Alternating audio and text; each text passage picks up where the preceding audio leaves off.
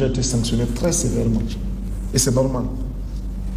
Vous avez parlé tout à l'heure, camarade président de Lyon, et cela a évoqué une question. Il y a eu beaucoup de rumeurs sur le lion de Koudougou, c'est comme ça qu'on l'appelle. Alors peut-on savoir exactement qu'est-ce qu'il en est? Est-il vraiment en rébellion? Était-il entré en rébellion? De quoi s'agit-il exactement? Bon. Est-ce que la cohésion militaire au sommet de l'armée est une chose toujours sûre? Le lion est toujours le lion, sa crinière est en place, il n'y a pas de problème. Donc les rumeurs ne sont pas fondées, mais c'est vrai, nous les avons entendues.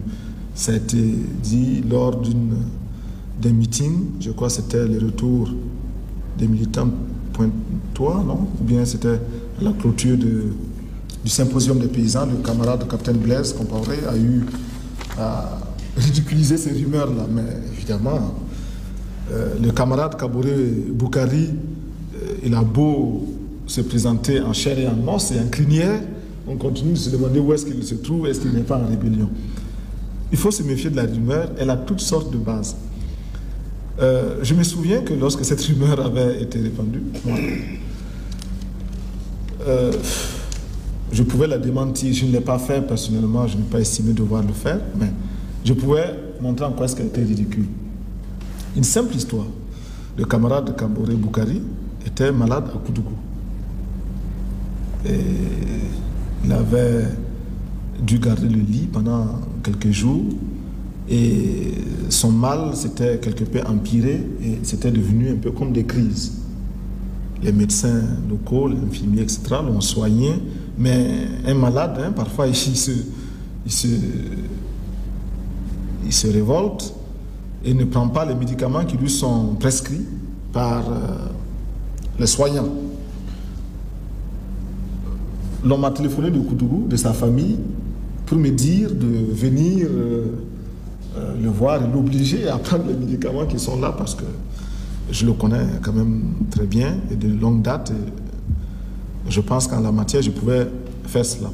J'ai été le voir chez lui et je l'ai amadoué, j'ai discuté avec lui, j'ai fait toutes sortes de pressions aussi pour qu'il prenne ses médicaments et qu'il accepte de manger. Son épouse était là, qui lui avait fait un repas.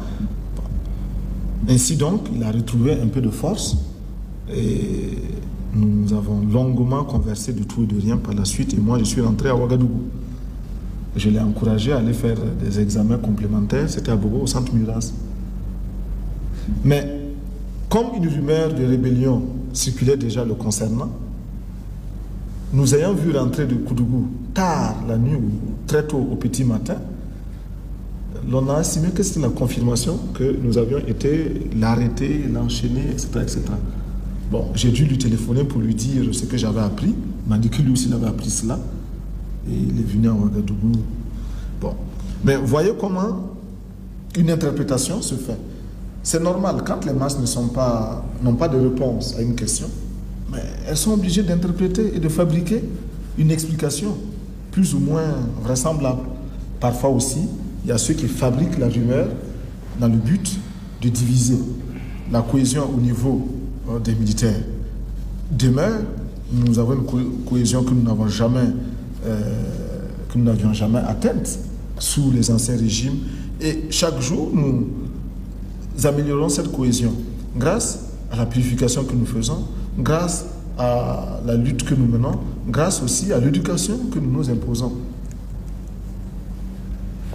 Comment vous percevez les relations qui doivent exister entre les directions des syndicats et le pouvoir avant le renouvellement des bureaux? Bon. Je voudrais ajouter une question à sa question. Est-ce que vos rapports avec les anciennes directions syndicales étaient vraiment au beau fixe? Bon. Il y avait des rapports qui n'étaient pas toujours bons, qui étaient parfois très tendus avec des directions syndicales. Mais il faut très vite étudier, situer la nature de ces rapports-là. Vous savez que beaucoup de syndicats parlent de leur organisation, parlent de leur base, mais en réalité se résument à une superstructure isolée, sans base, et qui évite soigneusement toute vie démocratique et organisationnelle parce qu'il y aurait des remises en cause terribles de certains dirigeants. Bon. Maintenant, dans l'expression quotidienne, chacun parle de son syndicat, de sa centrale, comme si réellement il y avait encore des militants là-dedans. Parce que il ne faut pas se le cacher. Ceux qui sont militants CDR et qui sont dans les syndicats sont tellement nombreux que s'il fallait les mettre eux de côté, il ne resterait rien ou presque rien, presque personne dans les syndicats, dans certains syndicats en tout cas. Nous avons eu donc des rapports qui ont évolué au gré des difficultés, des problèmes que eux avaient à poser ou que nous avions à poser. Certains sont venus plusieurs fois, ont rencontré plusieurs fois le Conseil national de la Révolution, d'autres ont rencontré plus souvent le ministre que le Conseil national de la Révolution, peu importe. Pourvu que ces rencontres aient eu lieu, il faut les encourager.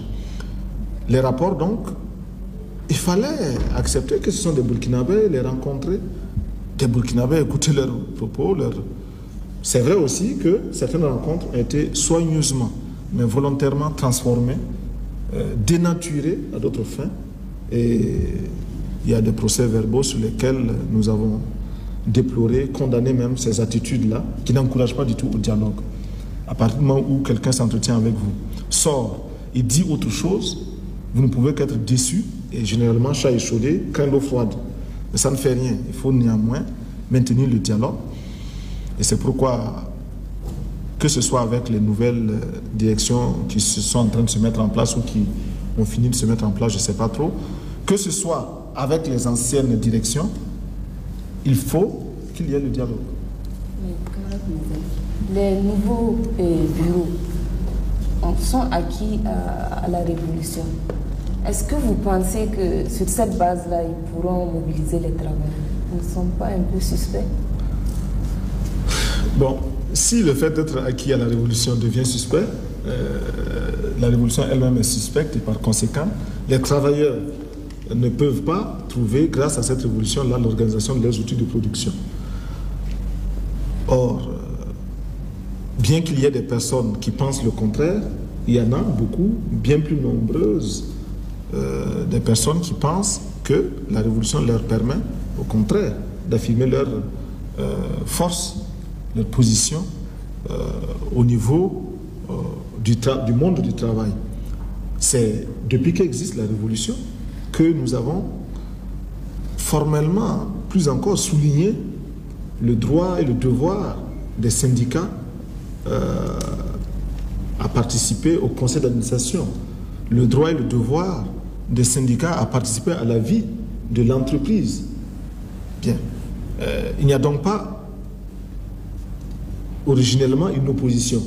Maintenant, l'usage que chacun a fait de ce droit et de ses devoirs, eh bien, cet usage-là a parfois favorisé carrément la réaction, les ennemis même des travailleurs.